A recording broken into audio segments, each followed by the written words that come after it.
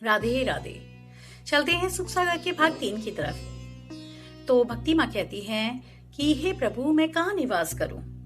तो प्रभु विष्णु जी कहते हैं कि भक्ति माँ, आप अपने भक्तों के हृदय में निवास करिए। जो भी आपकी भक्ति करे वो मानव, आप उसके हृदय में निवास करिए। आप वैष्णव के हृदय में निवास करिए। तो भक्ति माँ वहाँ निवास करने लग जाती हैं और बहुत आनंद पाती हैं। और भगवान विष्णु जो थे उनके पीछे पीछे चले आते हैं और अपने माँ के साथ खुद भी निवास करने लगते हैं। अब क्या होता है, सूजी कहते हैं कि हे मुनि कुमारो, मैं आगे की कथा तुम्हें बताता हूँ। ये कथा बहुत ही मंगलकारी है, सारे अमंगलों को दूर करने वाली है। और ये इतिहास पुरानी कथा है, इसे ध्यान से सुनिएगा। ये सारे कष्टों को दूर करने वाली कथा है। प्राचीन काल में तुंगभद्रा नदी के तट पर आत्मदेव नामक एक ब्राह्मण रहते थे। बहुत ज्ञानी ब्राह्मण थे वो अपनी पत्नी धुंधली के साथ वहां रहा करते थे। वो इतने ज्ञानी होने के बाद भी भिक्षा मांगकर अपना जीवन निर्वाह करते थे। लेकिन सब कुछ बहुत अच्छे से चल रहा था। उनकी पत्नी बहुत रूपवती थी, कार्य कुशलता में पारंगत थी। सब कुछ दोनों में बहुत प्रेम था, दोनों बहुत प्यार से रहते थे। सिर्फ और सिर्फ कमी थी तो संतान सुख की। अनेक तप के बाद भी, अनेक यज्ञों के बाद भी उनके संतान नहीं हो पा रही थी। वो बहुत परेशान थे। जब उनके संतान नहीं हुई तो वो परेशान होकर एक वन की ओर चले गए। उन्होंने वन में तट पर विश्राम किया।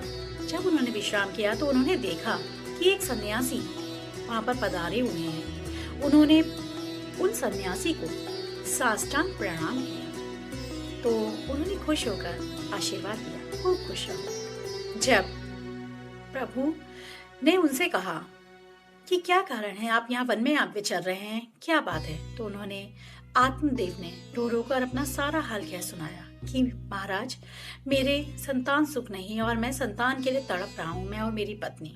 मैं चाहता हूँ मेरे संतान हो जाए, बस मैं यही चाहता हूँ। तो वो बहुत ज्ञानी ऋषि थे। उन्होंने कहा कि मैं आपकी कपाल को देखकर यह अनुमान लगा रहा हूँ, ये बात कह रहा हूँ कि आपके 7 जन्मों तक संतान सुख नहीं है।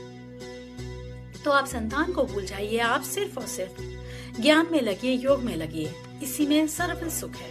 संतान सुख इतना जरूरी नहीं है। पर उनकी समझ में नहीं आई, वो रोने लगे। उन्होंने प्रभु के पैर पकड़ लिए। वो बोले, मुझे संतान चाहिए प्रभु, मुझे योग माया नहीं चाहिए, मुझे ज्ञान नहीं चाहिए, मेरे लिए सर्व बड़ा सुख संतान सुख है।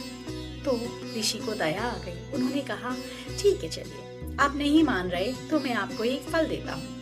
आप इस फल को अपनी पत्नी को जाकर खिला दीजिएगा। प्रभु ने चाहा तो आपके संतान जरूर होगी। अब उन्होंने क्या किया, वो फल अपनी पत्नी धुंधली को दिया बहुत स्नेह के साथ कि इसे खा लेना, हमारे संतान जरूर होगी। लेकिन वो पत्नी जो थी वो बहुत ही अजीब सी थी। वो सोचने लगी, अगर मैंने इस फल को खा लिया तो मुझे प्रसव पीड़ा सहनी पड़ेगी, मैं कितनी परेशान होंगी, क्या पता मैं मर जाऊं। तो उन्होंने अपनी सखी से ये सारा वृतांत कह सुनाया और उन दोनों ने मिलकर वो फल जो था एक गाय को खिला दिया।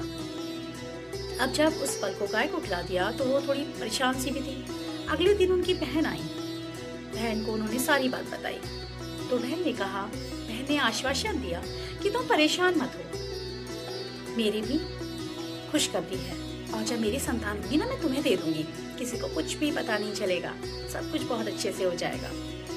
समय कम होने की वजह से मैं आगे की कहानी कल सुनाऊंगी जरूर, तो जरूर सुनिएगा इस कहानी को आगे तक। बहुत